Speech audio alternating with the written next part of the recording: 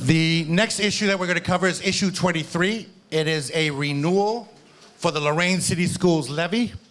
I had talked with Superintendent Graham a couple of times early on when we were in. He wanted to be here really bad, but when you are looking for an opportunity in Columbus to speak with the lawmakers to make Lorain's case, you have to go when they need you. And so yesterday, I believe today, all day, and this evening, he'll be meeting with lawmakers. So I've asked the Director of Communications from Lorain City Schools, Erin Gadd, to please come in and speak on behalf of issue 23. Please welcome Ms. Erin Gadd.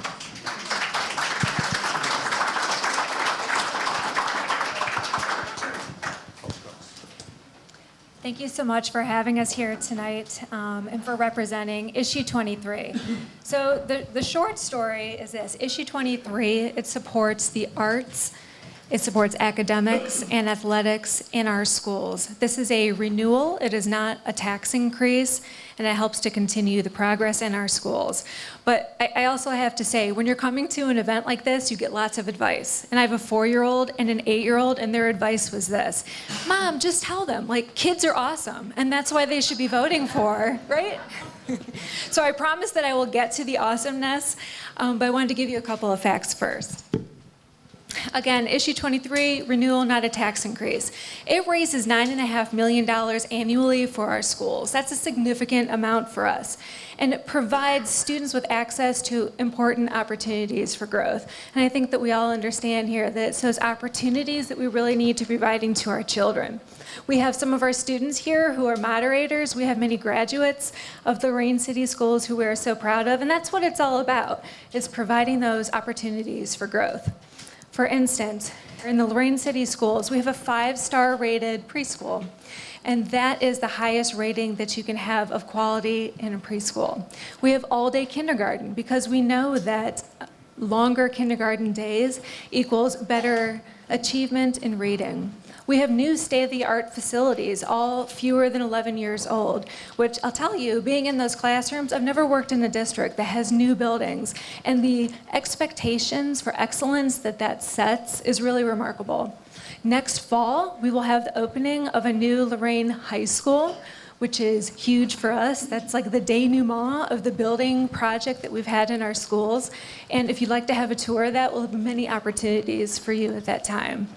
We also have amazing college credit opportunities. When students graduate from high school with their high school diploma, they can also graduate with an associate's degree, a 2-year college degree. The amount of time that saves you when you actually go to a 4-year college and the amount of money that saves you, what a great opportunity for kids. Our fine arts programming, which had been scaled back for many years, has now been brought back because of this issue. And of course, this supports our championship athletic program. So a lot of people say, okay, issue 23, why do we need to pass this for you? How do we know that this money is actually working? We all know that the Academic Distress Commission is working closely with us, and they're saying to us, you're doing the right things. That is why Dr. Graham is in Columbus right now, to continue to share with them the things that we are doing to provide for our students. And again, to remind you, our kids are awesome, and we're going to be showing you all the great things that they are doing out in the world and in our schools. And your support of issue 23 will allow us to continue that support. So thank you very much. Thank you, Ms. Gadd.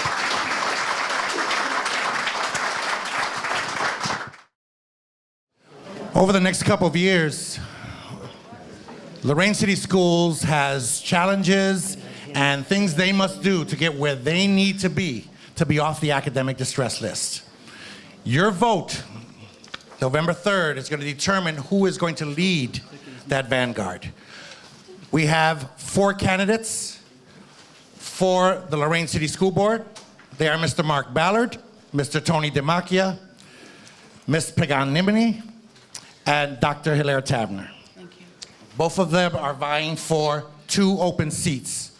The incumbent, and the only person who has served so far, is Mr. DeMacchia. So we'd like to welcome them all, and I'd also like to welcome Ms. Amy Santiago. She is a senior at Lorain City Schools, an academic, very highly proficient person who had questions and wanted to be involved. So we decided to put her on TV. So she is going to be my co-facilitator for this session. Everyone have a 2-minute opening statement. So we'll start with Mr. Ballard. I'd like to first say my name is Mark Ballard, and I would like to thank Chip for the invite of coming here tonight. Now, I'm running for school board because I believe my background and knowledge and experience could make a difference for the Lorain City Schools. A major priority for me would be the restoration of programs that are essential to the overall education and preparation for our young people to get them prepared for higher education, employment, and life. Having served as district director for Congresswoman Betty Sutton for many years, I became aware of some of the extensive funding sources available to cities such as ours. School systems that are in academic distress, financial distress, and we figured out a way that at the federal level to bring some of those dollars back and some of those talents back to help us here. Although our schools apply for many grants throughout the year that assist in making some of our programs available to our students, I think we can do a lot better. I believe I can serve as a conduit for those additional funds.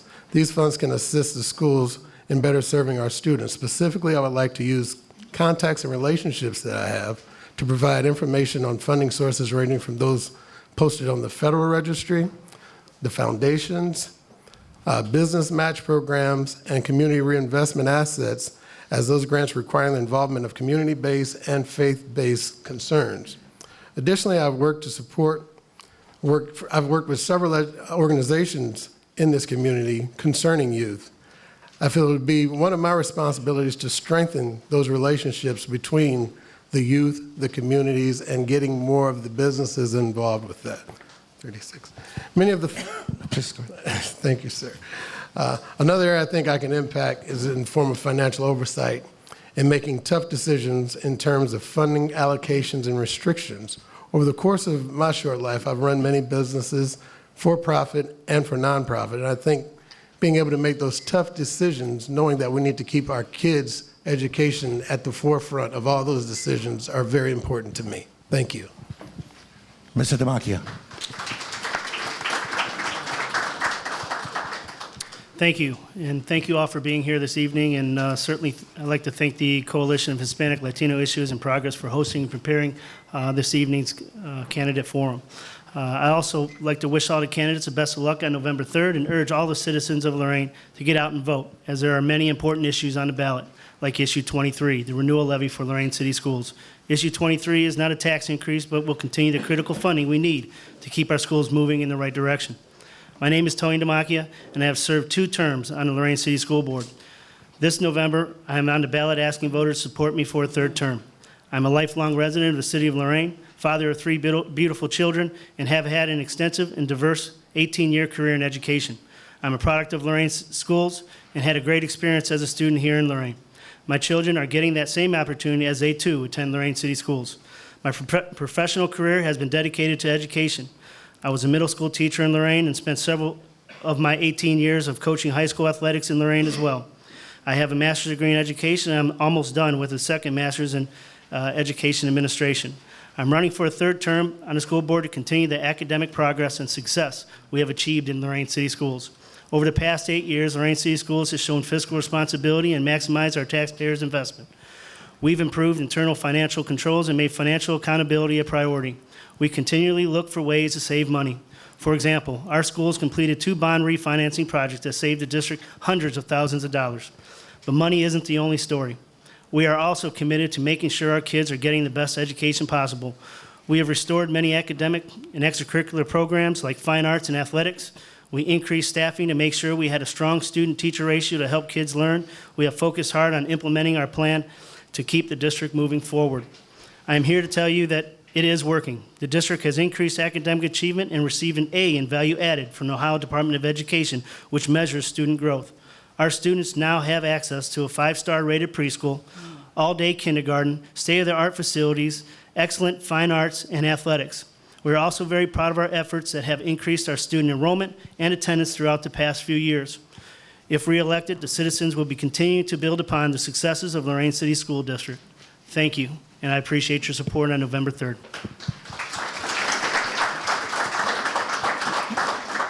Ms. Pagan-Nimini. Hello, my name is Michelle Pagan-Nimini, and last time I spoke with these lovely people, we had 2 minutes, and I took a whole 45 seconds. So hopefully I will get a little bit better. But Mr. Damachia told me just to say it twice if I go too short. So I'm just gonna tell you exactly why I wanna run. I wanna run because I have a passion for children. I'm a teacher. I'm in the classrooms. I teach 4th grade in Elyria. I taught in Lorain before being riffed and let go. But it's time for change. It's time to put kids first. We've had the business side. It's someone that cares about kids. I was born in Lorain. I live in Lorain. My daughter is at Lorain High. And you need someone who's going to invest in this community, which I have done and will continue to do. And there must be accountability. We have somehow, I understand the business of schools. If you're a teacher, you learn how to budget and buy snacks on $2.50 for 30 kids. You learn how. I understand all of the budgeting. But when we're not putting kids first, that's a problem. And we can't balance the budget on the backs of teachers. And we can't do it by sacrificing programming for students. And we can't do it by not listening to our community. We are elected officials if I get in office. My job is to hear what you're saying. And that's the component that I will bring. And because I'm a teacher and I worked in Lorain, I believe I can bridge that gap. It does not have to be a divide. Administrators, teachers, community, parents, we can work together and we can get so much done. So thank you for your support.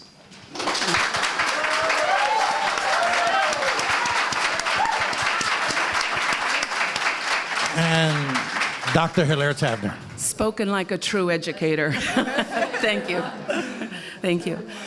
I'm Dr. Tavener. I'm also Sally Tavener. I grew up in Lorain, graduated class of '66. Proud to be a Lorainite. I'm living here. I'm going to die here. I'm going to give whatever I am to you. I told my brothers and sisters, I'm not moving again. You'll take my body out of the house. I am staying until the very last day. I love us. I have a passion for our city. I just talked to my 2nd grade teacher the other day. She's 90 years old. I mean, she taught me to square dance. I fell in love with my teachers as a child. I knew I was ignorant. I knew I didn't know a lot, and they knew what I did, and I wanted to know what they knew. And I wanted to be a teacher since I was a little girl. It's been a passion my whole life. I've had over 5,000, oh, no, I'm gonna exaggerate, at least 5,000, okay? I mean, for 42 years, mostly junior high kids, I loved them. I mean, they really were special. They're between being a kid and an adult, and that's a special time. And I just could relate with them. Taught them science, taught them language arts. I have a PhD in education from the University of South Florida in Tampa. Forgive me, I don't know. I'm an ex-nun, okay? I did it for 20 years. And I'm telling you, that was hard, you know? I mean, after 20 years, I got depressed and I kicked the habit. But I'm here today and I'm grateful. I have no regrets. I mean, I taught for the love of God. It's not about money. I am not motivated by money in any way, shape, or form. I will give you my all. You don't have to pay me anything. I just love us and I love your children. And I want to do whatever I can. I helped to get a school named after Helen Steiner Rice. I went and got 1,000 voters to help me get that done. We got a historical marker. I started a writers group that is now grown international, just like our city. We just got a writer from Shanghai that came on board just a couple of days ago. They're from all over the world. They're joining us. So I just want to, taught immigrants English. I have to stop. I just saw red light. But anyway, thank you for allowing me to be here. I'm so grateful. Thank you.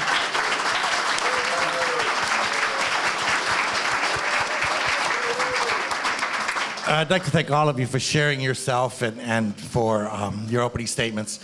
And now what we'd like to do is ask you a couple of questions. Each of you will receive the same question, and you will have a minute to answer that question. Okay? So the first question is, what do you believe, and we'll start with Dr. Tavner. Okay. What do you believe will be the greatest challenge for Lorain City Schools in the next few years, and how would you address it? You all know that we are in jeopardy in the next 2 years of losing the school board. That's how serious our situation here is in Lorain. We shouldn't sugarcoat it. I'm concerned about the academics, and my thing is turn kids on to learning. I loved learning. I'm still a student, and that's what we want, that fire in our kids, that they want to learn. So I think that if we really work at having kids being happy in the classroom, they can be happy and they can love being in the classroom, and make them so thirsty to learn. That's what we need to do, is turn them on to learning and appreciate them, respect them, and lift them up. You don't put them down. You know, there's more kids depressed than ever. I don't understand it. I was a happy kid. I played with the other kids, and I had wonderful teachers. So I think that we need to get teachers there who love the children, and we need to love the teachers. They got a tough job. Support those principals, and especially help parents. The toughest job in the world is to be a parent, and that's why I did not sign up for it. Thank you.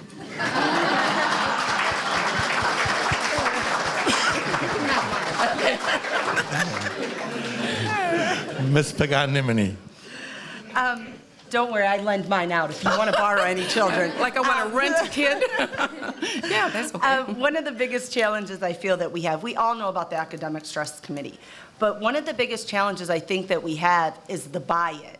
There is definitely a divide right now between administration and teachers. There's a divide between community and the schools. We're not bridging that because we are not meeting the needs of the student. And yes, do we need to meet their academic needs? 100%. But you can't meet their academic needs if you're not immersed in that culture and understand what those needs go way beyond the classroom. So in order for that to happen, I think when we talk about these challenges, I think we need someone that is going to advocate not only for students, but also advocate for the people that are working with those students for 30 hours a week. Now, trust me, the administration, I am not an island. I cannot get nothing accomplished without you. I can't get anything accomplished unless we have teachers to buy in. So our biggest challenge is going to be how to bridge that gap. Wow, that stop sign does come quick. Yeah. Okay. Thank you. Just to repeat the question. Mr. DeMacchia, what do you believe will be the greatest challenge for Lorain City Schools in the next few years, and how would you address it? I think number one, our job is to educate children, and I think the biggest challenge facing Lorain City Schools right now is dealing with the state standards and House Bill 70. If you haven't read up on House Bill 70, it's a backdoor legislation that jeopardizes all of public education. Certainly, holding school districts accountable for educating children is extremely important, and I think that the plan that we have in place in Lorain is working, I think is going to work. We have to stick to that plan, but meeting the timelines that are set forth by the state of Ohio is going to be extremely challenging for us. The Academic Distress Commission, as we all know, is in Lorain, and they are a great resource. We've been a good partner over the course of the last few years in trying to fix the issues with our academics. If we're not doing or creating a quality education for our children, then we have to do a better job, and we all realize that. So I think that, again, the biggest challenge is getting through House Bill 70, as well as meeting the state standards that they've set forth for public education. But I think if we stick to the plan, we certainly can achieve those goals and continue the quality education that we have in Lorain.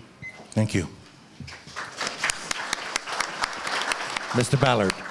Yeah, well, it's obvious that the Distress Commission is here, and it's tough when they continue to move the goalposts on what the testing needs to be for our children. That makes it very, very tough.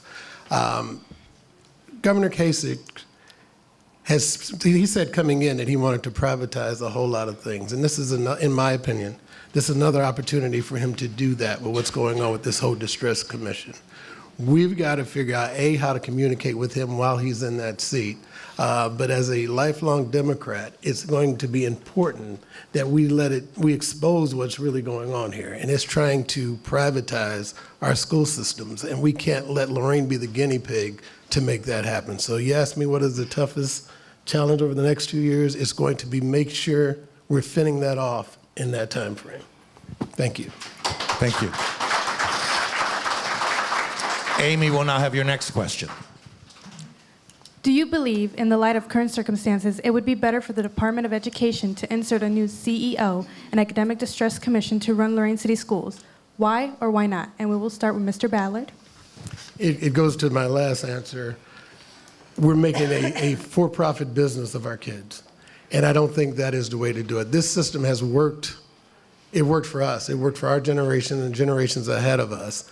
And I don't think we should be the guinea pig in Lorain to prove to the rest of the state that we can kind of divvy up the business for our friends to make a lot of money.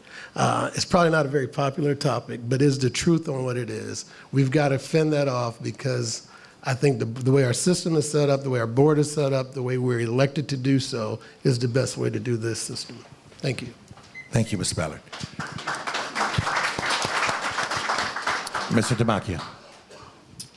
Absolutely not. I don't think that the legislators' answer to creating a better public education system is taking it over and putting a CEO in place of a superintendent. Nor do I think it is beneficial to the children of any school district to replace a local elected school board in which the people felt would do a good job in representing them in moving the school district forward. Again, House Bill 70 is a bad bill. It's designed to privatize public education. Furthermore, it calls for the mayor to appoint a CEO. Listen, a mayor of many cities, they have many more important things to do to run a city than run a school district. That's what school boards have been designed to do. That's why we have superintendents that are highly qualified to run a school district and understand education. And again, appointing a CEO and taking a school district over, I personally don't think that the state of Ohio can take over 617 school districts in the state of Ohio. I mean, if there are 40 school districts that are in jeopardy of not achieving the standards, they can't take over 40. So I think that what we have in place, we have to stick to the plan and continue to move our education system forward. Thank you. Thank you, Mr. DeMacchia. Ms. Paganimini? I think we could all say that that would be a horrible idea because what you're doing is you are taking the needs of the children and letting someone who does not know those needs make decisions for them. You're taking all of the authority away from your superintendent, your administrators, your teachers, and that's not going to work. So I think we all have a consensus that we all agree that it's not a good thing for them to take over. But how do we stop that? I think honestly, we should address that question. And how we address this, and we talk about those bills, is that we need the community. We had park testing, state testing last year of over 14 hours that I had to do in a classroom because the state said it. It took parents like you, the community, everybody refusing to let their children be treated that way to go through that testing, and guess what? That test was gone this year. If we want to stop this bill, if we do not want our wonderful city to be taken over because we have qualified people in those classrooms, it is up to us then to sign those petitions, to write everyone we need to in Columbus, and to make those changes.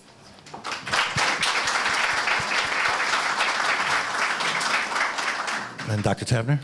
We don't need strangers to help us raise our kids. That's not a good idea at all. I want to commend you, Aaron, because when I was at El Centro and I saw your survey, I thought, they're asking us what we think. Wow, what a novel idea. We should be asked, and we should be listened to. Every one of you need to be listened to, because you all have a story, and you all have a truth. And I want to say, do you know that you're all teachers? I used to tell my students that.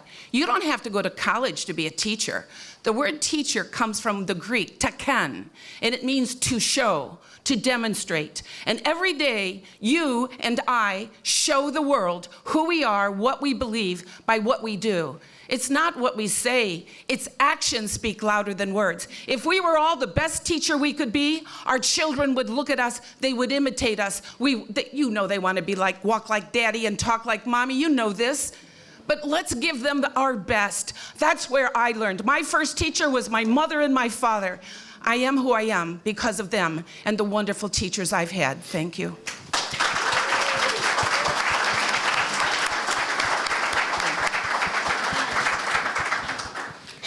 Over the last couple of years, hasn't been widely publicized, but particularly not this year, but the last 2 years, there were a number of suicides and young people who hurt themselves.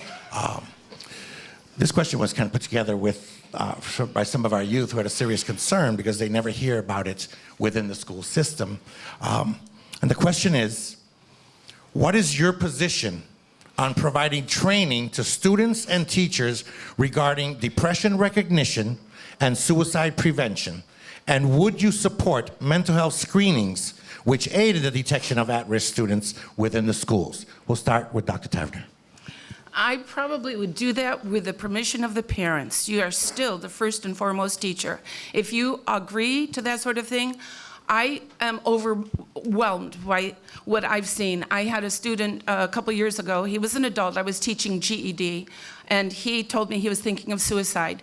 I immediately contacted my supervisor and said, I cannot live with this information. I need to contact Nord Center. Because what if he would have taken his life? So what I did was I contacted Nord Center and went to the family. That man never spoke to me again. So sometimes we make enemies when you have to do what's right.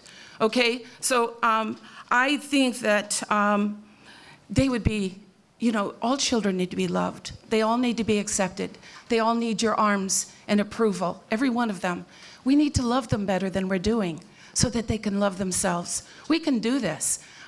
Teachers know that. It's such a privilege to be among the children. They are our most precious resource, and we need to get that in our heads. Thank you. Ms. Pagan-Nimini? I would definitely support it. I am blessed enough to be married to a wonderful man who started as a social worker and working with Applewood as he did. I understand the importance of making sure that we're meeting the needs of our students. And meeting the needs of our students, as I said before, it goes way beyond the classroom. And so to be able to always keep in mind that we'll do everything with parental permission. But a lot of times we need to educate parents too. So yes, I would support educating teachers and educating administrators and community, but we must educate parents. Lorain had a grant a few years ago called the Pride Grant. And the whole point of that was suicide prevention. Unfortunately, funding gets cut, the grant was cut. But the whole program was about doing screenings. They were called teen screens. And parents signed up for this, and we invested, this city, actually, Lorain City Schools, invested money into it. So I'm all about supporting mental health and making sure that we're making sure that the child is well. Thank you. Mr. Damachia.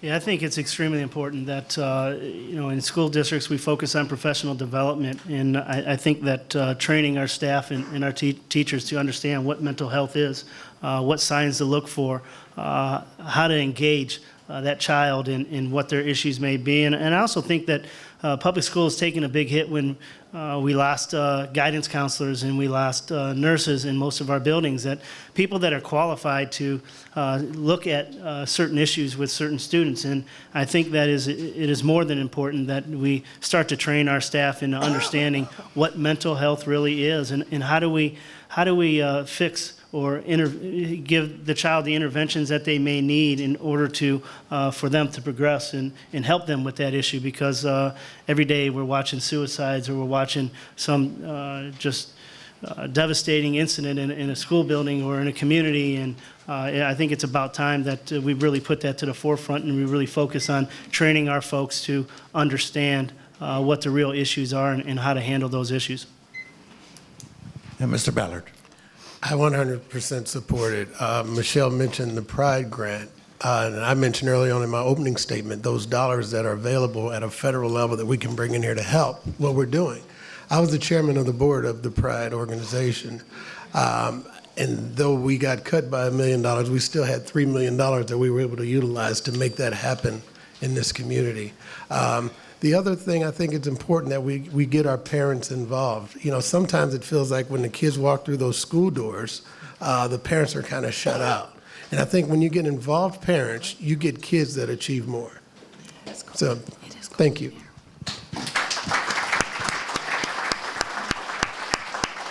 Each of you now have 1 minute for your closing statements.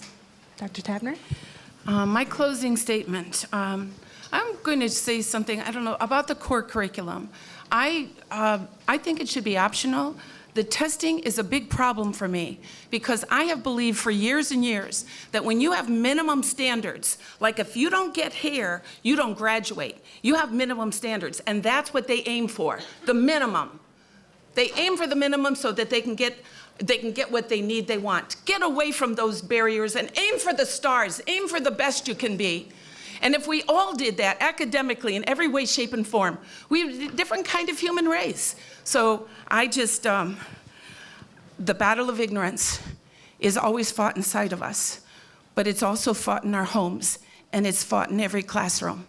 And we've got to be wise and open and truth seekers to fight that battle of ignorance. Have courage.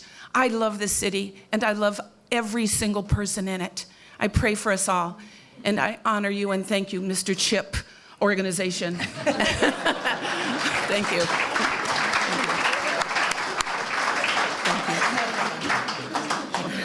Ms. Pagan-Nemini? Mr. Chip, I'm sorry. Mr. Chips. Goodbye, Mr. Chips. Good morning, Mr. Chips.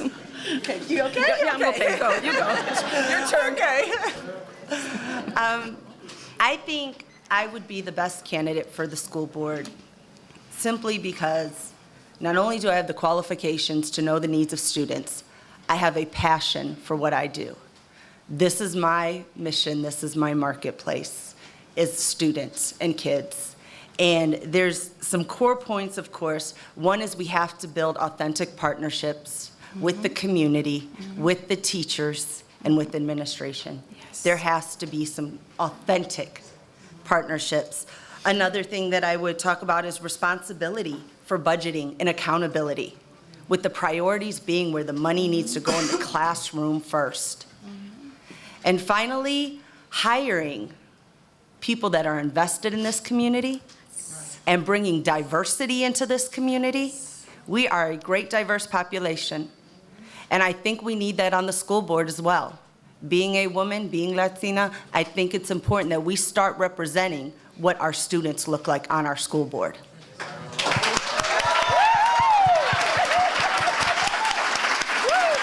Mrs. Demakia? Nice, Michelle. Thank you. 8 years ago, the citizens of Lorain voted for a fresh start, electing someone who had never served in an elected office because they knew our school district needed to do things differently. As we gather here today, Lorain City School District faces a much different and much brighter future. After 8 years of hard work, collaboration, and focus on academic achievement, I'm proud of our progress, and I'm excited for the opportunity to build upon that success.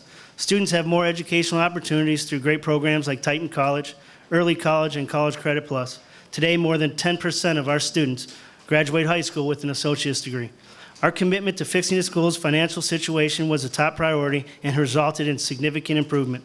As everyone likely knows, our schools have faced challenges. What you may not know is that we also have achieved successes. We aren't where we need to be, but we're moving in the right direction, and I ask for your support to help make that happen. If reelected, I will keep Lorain City Schools moving forward by bringing energy and resources to 3 major areas of focus: to assure our students demonstrate academic excellence, to maintain fiscal stability, to engage our community in meaningful ways. With that, I remind you that on Election Day, or by voting early by mail, please remember to vote for Issue 23, and to please reelect myself, Tony Demakia, to Lorain City School Board. Thanks again for this great opportunity.